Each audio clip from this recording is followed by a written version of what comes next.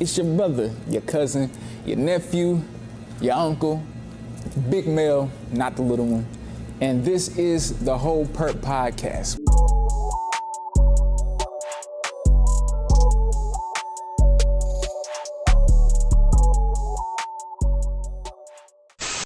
Welcome to the Whole Purp podcast, where the whole purpose is the whole purpose. Today we're sitting with one of my favorite artists, a dynamic individual. This nigga's fire on set. You don't want to miss him if you have a chance to listen to him, have a chance to watch him perform. He's taking over right now. He has 5 studio albums out at the moment. He has 2 show placements on the All Black Network for the hit series Covenant. He's worked with Atlantic Records for writing placements. He's recently played the first night Raleigh Festival for WRAL. He's even been co-signed by hip-hop star DDG. You may know him by his biggest hit single, one of my favorite songs, you know, from the album Come Alive in the Nighttime. Y'all give it up for my guy. Shout out to Crossbones. Give it up for 3AMsound, my guy. What's up, bro? With you? Chilling, man. Look, hey, first off, thank you for taking the time to come out here, join us on the Whole Purp podcast. It's definitely a pleasure, man. It's going to be a great show. How things for you, man? Smooth, bro. Smooth. Everything, life is going. Just going along with it. Yeah, bro. What's up. Yeah. So before we get started, man, we like to start off the show with a nice toast fellowship. Okay. We want to toast to you, anything you got going on. Toast to the people that are tuning in right now. We thank you guys for tuning in and to the Whole Purp podcast. What you got going on? Anything you want to toast to? Man, toast to life. Yeah. More life. More life. So toast to that, man. Toast to you. Toast to you guys for tuning in. Yes, sir. Cheers. Let's make it a show, bro. Mm-hmm. Yes, sir. Oh, hold on, no. Oh, yeah. Yeah, no, this is good. Nice and bubbly. Yeah. All right, so the first segment, man, we always like to start off with what we call Blast the Past. So basically where we just want to dig into your upbringing, how things went for you. So tell us about your childhood. How was it growing up? Man, it was fun, man. I got the best of both worlds for real. You know, me and my brother, like we grew up. So we lived with my mom, and we would go to my dad's house on the weekends. But so they like 2 totally different lives. So you know what I mean? Like my dad exposed us to like what be really going on in the world, and then dudes just kept it real, like, you feel me? So it's like, I respect that, but yeah, man, I just remember it being fun, bro. It ain't like, you know what I'm saying, how it is today, for real. Nah, for real. But the innocence as a child, waking up, like, what's next? Yeah, man. Like, how was like school, like at that time, like coming up, especially like I can relate being in a two parent, not 2-parent household, but going back and forth. So elementary school, that's you just becoming. So I think I start from middle school because that's when you really start experiencing life, right? So I feel like 6th grade was just like figuring it out. 7th grade, you kind of like, all right. 8th grade, you're like, okay. Then when you get to 9th grade, you're back like a little kid now. You're like, all right, so now you gotta figure it out again, and then you kind of like start that process over again. But I just remember, for me though, I just remember being like real quiet, like, you feel me? I'm real observant, like, I don't know, I'm not real, I don't just like approach everyone. It kind of gotta be like this, I don't know, this energy. Yeah, like a connection. You know what I'm saying? Like from a conversation, I don't know how as far as, but I got it from like all my friends. You feel me? That's my friends now. So, but. Did you play sports at all? I did, bro. I was on and off with like basketball, but then I started working early in like high school. Okay. And I wish that I was like able to focus more so on like sports, but I was doing like sports, but I also was doing music because I've been around musicians my whole life. Like my dad do music, my steppops do music. Like recently, right now, you feel me? So it's like always been around, and my aunt be singing, grandma love playing music, like all that. So it's like, but originally growing up, all the kids want to play ball. Yeah, exactly. But I don't know what I was. I think I just started living life as, and was like, I want to be able to like, Make money. you feel me? Exactly. So I ain't had the parents that would be like, no, we need to put him in so he can such and such. Like, nah, like, it was just my choice, kind of. So they let you. yeah. I want to make money. Okay, go get your job. Yeah, type shit. So you said your pops, make music. You said your step pops make music as well. Yeah, my step-pops is a producer. Oh, my fault. What you gonna say? No. Just tell us more about that. Like, who's the first artist you listened to? Like, who your parents was playing music and who stood out as like the first person that was like, oh, this shit tough. The first that stood out, like that I can just come off the top, is DMX or Marvin Gaye. Yeah. But like, even though growing up though, like I play back moments, and my small moments pop up, and I be like, yo, my dad used to rap around the crib or try to have us repeat, you know what I'm saying, certain lines or sing a hook and stuff. So I like remember moments like that. So that kind of plays, you feel me, like influence to it where I sonically heard music and from. But I really wasn't pressed to do music until I got maybe like senior, for real.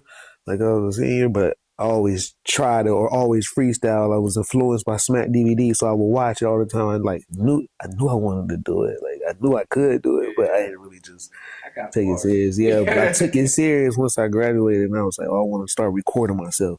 Yeah. So who was what was your influence to say, I want to go ahead and start recording myself? Like what flicked that light for you? Man, I had a homie, his name was Euro, rest in peace. Like, we kind of like, he was like, yo, we recorded a song. We didn't have no equipment at this time. So it was like, we would record a song with my stephouse. We always had a studio growing up. Like, this was our first time utilizing the studio. Yeah.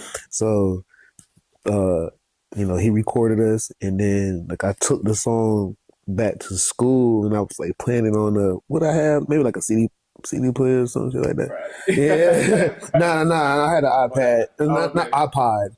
Yeah, I had an iPod. Yeah. I had the iPod. So and then like I just remember one person like listened to it, was like, bro, listen to this. And it kind of was like getting passed around some weird way that I didn't pay attention to. But I knew like the feeling of that felt like, oh, that's kind of hard. You feel me? But I didn't understand at that moment, like, oh, like, all right, you're going to start taking it serious, like, after you graduate. Like, shit. So it's like, it's something yeah, exactly. That's what's up. Exactly. The Whole Purp podcast is brought to you in part by Ill Incomparable Incorporated. We're all ill in our own righteous way. Visit our store where you can get the Whole Purp merchandise, anything from dad hats, beanies, tumblers, laptop sleeves, hoodies, glasses, tees for tots, and many more items. Go ahead and support, check us out, and get perked up. Now, back to the show. But speaking of influences and stuff, we're going to move to the next segment, which we call inspiration. We talked about your past. What about today? Like, what's your biggest inspiration today to wake up and like go get it? Like, because music right now, that's you. You doing this, right? You full in. Like, I know some people like they do music on the side, but you are legitimately you're an artist out here. You doing numbers, and this is your craft. Like, so what inspires you every day, especially on those days where it's like I really don't feel bro, like my son, like for real. Cause I mean, I balance music, but I also work too. And I have a schedule to where I can mentally still focus on music, you know what I'm saying? Just as much as I can, that I can work. So it just plays well.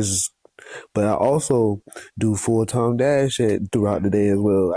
I do take him to carpool. I do pick him up from school while in the mix of working, and then come to the crib, and then gotta cook for it, and then record. Like, It's all so like even just for him though, like it keeps me going too, because it's like we all we he's gonna see that, so I want him to be the same way of, you know, like present. you know what I'm saying, present, that he can do whatever he like what he want to, or he can balance it or know how to balance it. So like, but and see me not right, and see me not really like stressing about it. Just see me like keeping it together. Yeah. You know what I'm saying? But yeah, bro. So I guess recently now you taking on the life as like the single father, right? So how has that dynamic shifted for you? Like, what does that do to like your motivation? What does it do to like the work ethic? I think my son is 9, so it's I feel like I've like been in training so long. You feel me? So it's not really like nothing really changed. But as far as like the work ethic, it just became it allowed me to just become a lot more focused, I guess. You know, like when people sometimes like even in relationships or with people, I feel like we kind of get like wrapped up or too much or become routine. Yeah. Like there's a routine, and you know, y'all may feel like y'all don't have the time to do things for yourselves. So but I feel like that's the change that I've seen. I became more focused and make me not pick up my slack there where I, you know what I'm saying, once was maybe in a relationship or something like that. And it's like, oh, damn, like, you're just losing focus. You feel me? Yeah, different lens, yeah. So speaking on the inspiration part, let's dig into like what was your inspiration behind your first album, Come Alive in the Nighttime, right? Okay. So, so before that though, so like I told you, after when I started recording myself, Spotify, like the streaming wasn't available, so I was dropping stuff on DatPiff. So I was dropping stuff on DatPiff, and then it became SoundCloud, and I was like, I really got my buzz from SoundCloud for real, and I still drop stuff on SoundCloud just because it feel like less commercially. Spotify, Apple, it feels like commercial, and SoundCloud sound like mixtape. You know what I'm saying? Like mixtape vibes or test songs that you just put out, but they still hard like on the sound. So, but yeah, I used to release a song like every day on SoundCloud, and then I think somebody mentioned to me DistroKid. And I was like, okay, what's that? Did the research, was like, okay, this is a streaming thing, right? All right. So then I like locked in, and I was like, okay, I want to drop my first album on streaming or whatever. And Come Alive in the Nighttime, that's just more so for what I was thinking of that, like for that, how that came about. It was just more so like stepping into what like my first album being streamed, like I'm about to step into a whole nother realm of, you feel me, of like it can go anywhere. It can go anywhere. So I was like coming alive, and what I'm just coming alive and finding my true potential of my art that I was creating. So it's just like, yo, I came alive out of nowhere. I came alive, and then still just go along with the still alive and all of that stuff. But yeah, that's where that came from. You feel me? Yeah, exactly. Crazy. So speaking on that, Curtis Snow, bro. Damn, Curtis Snow, bro. So I need to know like what it was like when you was in the studio and you recorded this shit, and it's like, oh, I love that. Was it people in there with you, or this is just like a dolo, like I'm in here by myself cooking? Nah, but I was in the studio, my stepfather's studio upstairs, or like our home studio that we grew up in. And I had my section over here in the little corner, and then he had like all his producer stuff like in the side. So we kind of like shared that room in the space or whatever. So it had like the booth, and I just found that I came across that beat, and I just remember like once I laid it down, like I did like this freestyle. like a rough take freestyle, and that's when I actually like wrote the song. And I was like, oh no, this about to be hard. So my step pops was in there at the time, but he wasn't really paying me no attention, and I didn't think it really was good. You didn't think it was like Yeah, I just thought it was just another song, bro. I don't ever think like, yo, this is a hit. Every time I make a song, it just goes off of who choose it or who says that song more than one time. Like you bring it up, a lot of people still bring that song up. The reason why it speaks the most to me because I think actually that was my first time hearing like Okay. live. Okay. Like, I think it was at Poorhouse. Yeah. Shout out Poorhouse in Raleigh for real. Yeah. That's the come I'm up. out there, and then now she's like, yo, I can really hear this nigga. Yeah.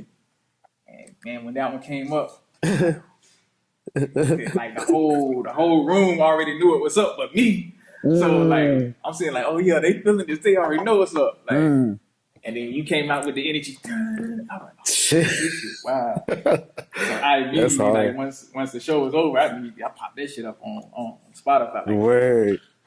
Damn. I'm popping that shit in the car. Like, yeah, this crazy. Like it ain't just a vibe from the live show. Like the song actually crazy. Yeah. Quality, everything. Yeah, bro. So that was crazy. But dope. So from your first album to your most recent one, Night Vision, another one that's out of here. What was the fuel behind that one? Because I hear a lot in that, but I want to see if you can confirm what I'm hearing in that. Dang, I really want to hear it too. Like tell us what the fuel was behind that. Like traumas I needed to get over, I guess. Like letting go of this grudge towards things that has shown up in my life, I guess, So definitely. What was your take? Like what I was getting at, like especially like the first few songs, I'm like, yeah, bro, it's hurt right here. Mm-hmm. You know what I'm saying? Mm-hmm. Like outside of because of course you got the spunk in there, like you got the club feels in there, right? But it's certain ones you can hear like, yeah, he's speaking from the heart, right? I could hear that, like I don't want to say heartbreak, but the hurt. Yeah, because I can hear pain in it, the substance. And yeah. then as it goes to the end, I hear more of a release, like wow, yeah, I hear more release from it. Like, yo, that's crazy because that's exactly how we lined it up too. Because that's why I think Sunshine is the last song or something like that. That's what Sun City. Damn, I'm saying Sunshine. I'm like, wow, I don't even know my damn. I don't even know the whole song. But Sun City was just like the light of the light. Like, yeah, it started off dark, but I ended up eventually found the light. That's why it was Sun City. Sun City. Yeah. So that's hard that you even paid attention to, like, you heard more so the release at the end because that's how I numbered them. Yeah, bro. That's perfect, then. I mean, you put it out there, and that's literally like what it puts out. Yeah. To the listener, so that's dope, bro. That's hard that you paid attention to that. Yeah, man. Speaking of that album, I know you just had a video that got selected for. Let me make sure I say this right, because don't ask me, because he just sent me the. And I was like, oh, what? Official selection for the Zepstone International Film and Musical Festival. Yes, sir. Shout out my homie Pete and my brother Woos for putting that video together for real. Yeah, shout out Woozy, man. Yeah, you already know. But yeah, bro, he shot me the text and he was like, yo, they selected it and it was getting played in Utah. I think that's where it was. Yeah, I think it was in Utah. And I'm like, yo, how can we stream it? He was like, I'm sick, so I can't go or something. And I was like, that's all good. At least I know it's just being shown to new. But yeah, I mean, and he got to it late. They been had messaged him and told him like it was going to be played, but when he found it, it was the day before. So it was like, all right, that's cool. I just take it as another celebration. I don't really like. You don't dwell on it, right? Like deep accolades like that. You know what I'm saying? I just take it like, all right, let's keep doing more. Then on to the next. Like celebrate. Oh, cool. It's cool to announce and say, all right, let's keep it moving. Yeah, that's definitely like that's a legit take on you, because I can say that like a lot of times, like, you know me, I like to boost my boys up. For sure. By the time I tell you something, like, yeah, man, it's cool. The intro was even cringe for me. I'm like, bro, you don't get. Hey, sometimes you gotta hear. Sometimes you gotta talk to yourself. Like, just to, because it's real, bro. Like, you are who you are, and like you don't want to downsize. Why do we do that though? Like that's why. Why do we do that? Yeah, I don't know, man. I'd rather be like that though than to be one that's like so boisterous, boisterous and boastful, like about myself. And but it seems like it's the ones that are about themselves like that and who believe in themselves are the ones that people gravitate toward. And it's like, bro, I can't be that way. And they'll talk about it too, like, he's so cocky. Okay, you rock with him. It's like a love hate. It's like they love it more than they like dislike it. Yeah, so and then it's I be trying to be. Like I'm not good at doing that. Me neither, bro. Me neither. It's real. It's the real. Yeah. Even though we just talked about like the first and last album, there's some more stuff in between that we could talk about. Like as I really started digging into your music like years ago, I got into like when you dropped the "Kill for Your Love" video. Oh yeah, hard. Hey, like that joke was hit. Black Hearts was one of my favorites. Classic. That's a classic.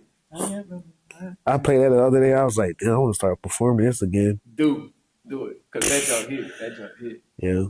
But but on the new joint, like I said before, like my favorite on that joint right now is that No Line joint. That's definitely hitting. But I've been seeing you drop like videos on Instagram. I'm like, man, I don't know if people know what's coming, bro. But like if you dropping snippets like that, it's no telling what's about to happen. The catalog is crazy. The new level unlock is crazy. Yeah. It's a whole nother. It's a whole nother. You locked in, bro. Yeah. Like I said, I posted like when you drop words. I said, yo, you out of here. You out of here, bro. Like, yeah. We're gonna move on to the next segment. But before we do, make sure you guys go ahead and go ahead and drop comments below. Talk to us. Talk to me. Talk to 3. You know what I'm saying? And let us know how you guys are feeling. If you checked out his music, you know what I'm saying? Drop your favorite song up there. Get connected with us. Share this video. Get it out to your friends so they can tune in with the Whole Purp podcast. But most of all, if you don't do anything else, please, and another please, subscribe and hit that notification so that we can stay connected. You don't miss any episodes, any content. And you don't miss the chance on any free giveaways that we have later on. Okay. So moving on, we're going into the essence. This is where we find out the essence of 3. So pop your shit, bro. What makes your music? Why is 3's music standing out amongst the masses? You're a man amongst boys. I feel like I go deep for like. I'm not just one genre. You feel me? I feel like I can jump over any obstacle with any sound or instrumental or like whatever it is. That's why my name is 3AMsound, because it's like I meet people and they be like, hey dude, I like your sound. And it's like, what does that mean? It's like it's my sound. That's why that's my name. So whatever that sound is that makes me different, I guess that's what it is. But I think me just not having like one genre stands out a lot. And yeah, bro. I started off rapping, I can sing, melodic, do whatever. Range, bro. Yeah. Like you just I don't know if y'all know, like bro really got vocals for real. Like he it's sometimes it's certain songs where you kind of like mask it a bit, and then there's other songs where you kind of expose it. Like I'm gonna give y'all a little David Ruffin real quick, and then I'm gonna go back. I'm gonna give you some DMX.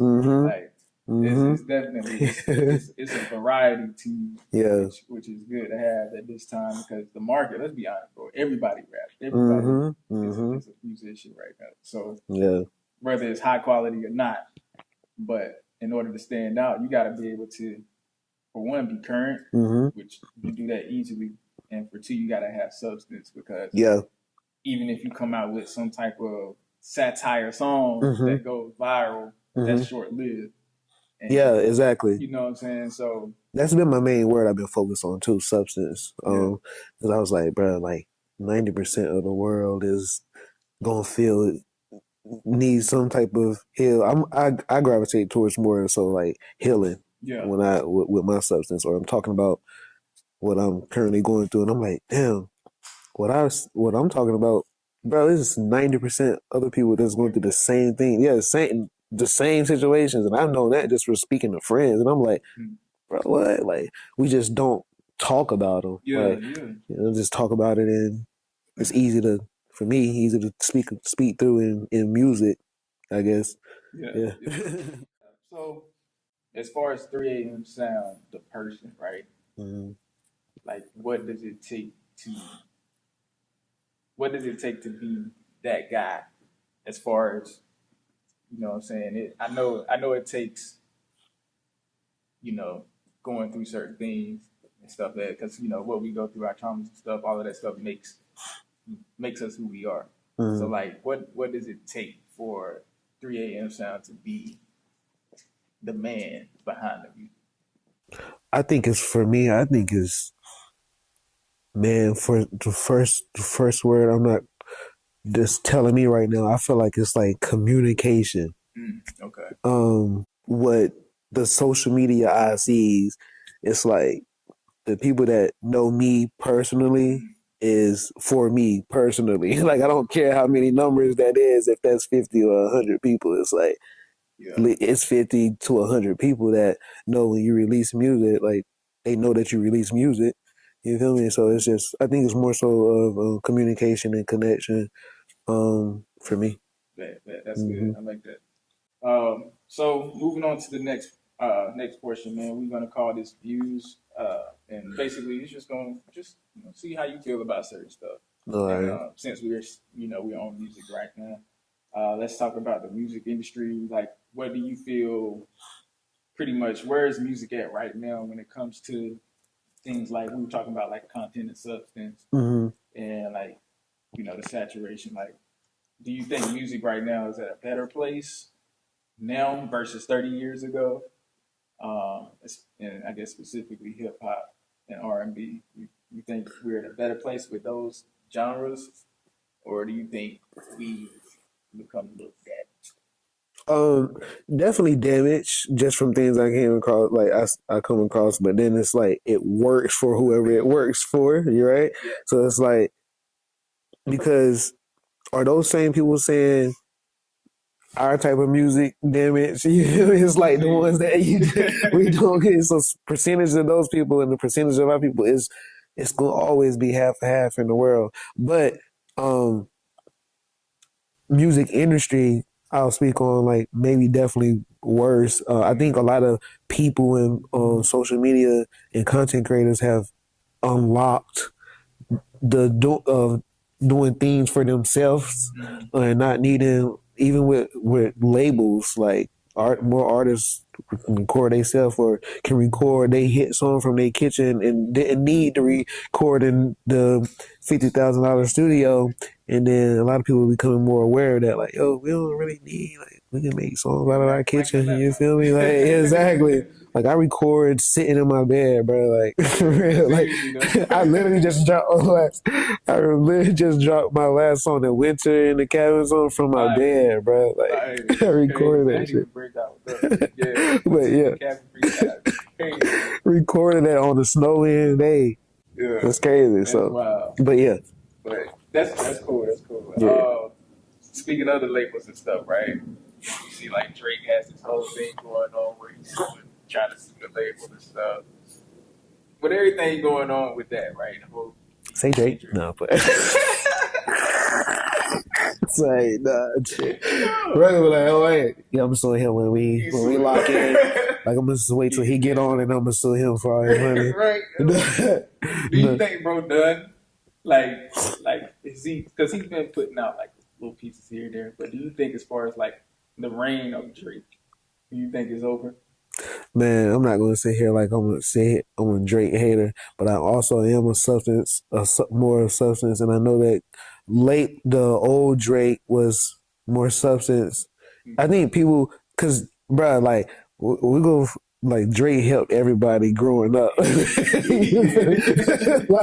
like you broke up with your girlfriend, you go listen to Drake. You gonna pop that Marvin's room. I'm telling you, he helped a lot of people. So it's like just people are more aware of substance now. Yeah. So they're starting to realize like, damn, Drake, like you ain't that old. You ain't that old Drake like we was. And Kendrick's somebody finally gonna like call you out about it. But bro, I ain't gonna say nobody's done, bro. I don't really speak on that. I pay attention to these, even though we like interviewing and shit. Like niggas be like, bro, down in the future, I don't really want to speak on nobody's situation. I don't speak on nobody's situation. I don't speak on nobody's situation. You got like I want to get on that real. Right, niggas like, nah, bro. Like, I need you to pay me for this. right. If anything, it boosted both of their careers because it was the biggest. I think so, bro. It's the biggest. That whole beef was crazy enough to do like historical numbers. Yeah, and everybody else wanted to join to be a part of it. Even like the other industry people, just like it's like, all right, y'all don't like y'all want the numbers now, like y'all want the numbers now, like these guys, right. Drake over here like fighting like he Thanos or something. Everybody like, just focus on this guy. But nah, I feel him. But yeah, that was a dope little moment in history right there. Yeah. So I know you like you like sports specifically. I guess you're an NBA guy. Bro, I'm not gonna hold you. I don't watch sports anymore. Don't watch sports? Nope. I'm more so, yo, my sports years are Allen Iverson and Kobe and Tracy McGrady and Vince Carter, and that's like Steve Nash. So I'm like those. That's my year. Anything after that besides LeBron, I don't know nobody. Besides Kyrie, besides what I wanted to kind of say, right? Because a lot of people kind of feel that way. Yeah. Especially like our generation, right? Mm-hmm. Do you think it's because of like the style of play now with the NBA, like the refs, everybody shoot threes now, like the big game is dead. It became commercial. Yeah, bro. Just like wrestling now. Like I was a wrestling fan way before music. Like I would dress up as a wrestler, bro. Like, but it's like now you're like, bro, this is commercial. I don't even know who this person is. It's just you can just see it. Yeah.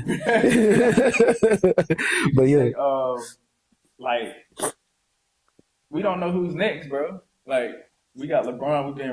We've been riding the LeBron wave for 100 years, right? Yeah. He's gonna get 80 years old.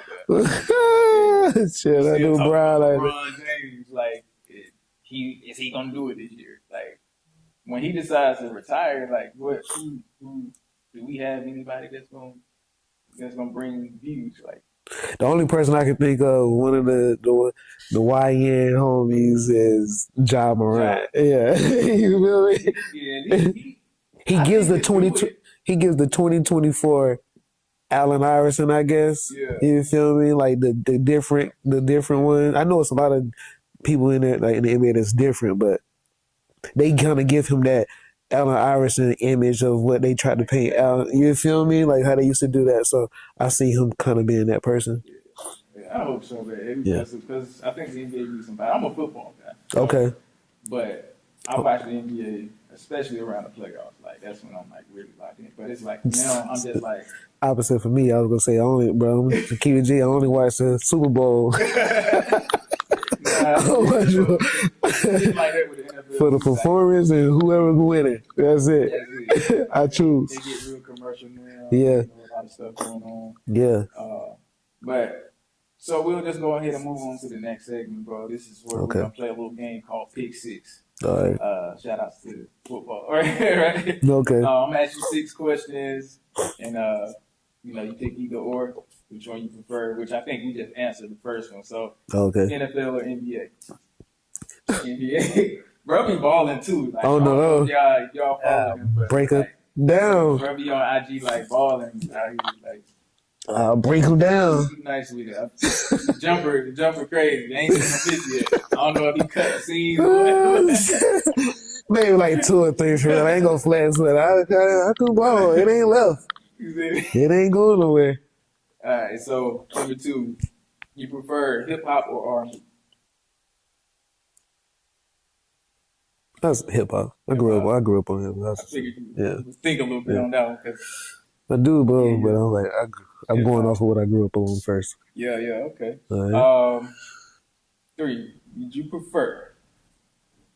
Think carefully. Would you prefer to be a one-hit wonder, make great success off one hit, or would you prefer to have a mediocre career with longevity, where you're not packing out arenas? You know what I'm saying? You're not going multi-platinum or nothing. Okay. You doing well enough to survive. Of course.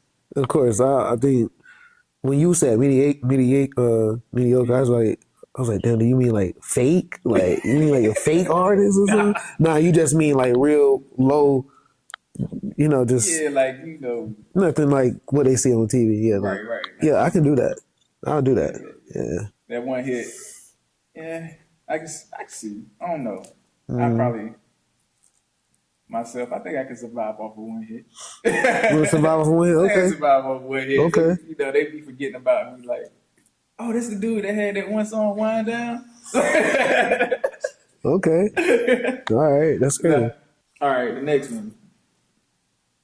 Switch it up a little bit. You prefer to have, if you could choose, would you take one immortal life? Okay. You live forever, or multiple lives where you reincarnate every 10 years after you pass? Man, we could be sad either way. Because you just gonna come across one immortal life where you live forever, and then you gotta watch everybody around you die. And then multiple lives where you just keep experiencing new lives and it make it stressful. Right. That's how deep I go. I thought you was going to say die and be it. Nah, you gotta be here. You gotta go through it. Yeah, true. Damn, that's hard. Yeah, y'all put in the chat what y'all would do. Nah, that's a good one for real. I'll just say I want to. This is stressful already, y'all. Yeah. I'm thinking about moments and I'm playing shit out. I'm seeing situations. It's not healthy. It's not healthy. Nah. It's not healthy, bro. I can't do it. Nah. See the win or lose. Yeah, right. Fast. Give me the 10. You 10. Yeah. Nah, I probably would go that route too. Okay. I'd rather be able to experience different lives. I got you. You know what I'm saying? Then I have to go through the same. Do you experience different lives as a human or something? Animal? A plant? I hate to come back and do something like an ant. It's over for you. Yeah. As soon as you born, like throw some gas on your home. it's over for you. Getting sprayed with rain. You get sprayed with rain like as soon as you come out. Like, damn. I don't want to come home, man. Yo, stop playing, bro. All right, chill. Damn. Chill. Bro, I gotta be cracking up. All right. Nah, niggas really about to crack up. Damn, was that hot right dude? So, yeah, you in a like a real serious, you in a real serious like business meeting or some shit, right? What you mean? Y'all might as well pause this. All of it. I can't even stop for whatever reason. This is crazy. Okay. You trying to ask me questions like all straight, but laughing and shit. It's like, bro, what? Yo. All right, yo. All right, that's for real. Oh, but y'all. Yeah. All right. You in a real serious business meeting. All right. Like, your stomach rumbling. You either gotta let out what is silent or deadly, Okay. or what is loud or odorless, bro. Which one you prefer? Ooh, because those silence be deadly. I mean, like, run people out, bro. Yeah, nah, it's got to be silent because I'm like, Yeah, you at least put it on somebody, right? I'm like, Hey, look. Like, look, Because if it's loud, like everybody knows you, right? like, this song. Yeah, I'll put it off on somewhere else. Be like, for real. like, Right? what? You're not the wave, right? The wave. Nah, for real. Gonna get up out of there real quick. Yeah, bro. Seat be hot. Yo. All right, shit. All right, bro. All right, last but not least, man, and we're gonna get out of here. What's most important to you, time or money? Bro, can I make an exception and say neither one? Because they not real. What? Not real? Okay, that's a good take, bro. Like, That's really- time isn't real and money is just paper. So, right now, anyway, right? yeah. I think just life means more, for real. Just going with the flow of however your life is made, because it's already written out. Yeah. So I think that's like more valuable than time and money, for real. Cool. Yeah. Hey, well, shoot. I appreciate you for giving me a little bit of your time today. Yeah, coming out, bro. being on the set, man. This is Probably fire. once again, this is great. Everybody, this is 3AMsound. The man, the myth, the legend.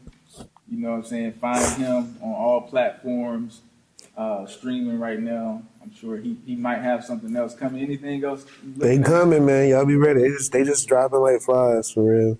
For sure. Yeah. Well, thank you guys for tuning in today to the Whole Purp Podcast. I am your host, Mel. We'll catch you on the next trip. Take care. Dollar on dollar, smoking exotic.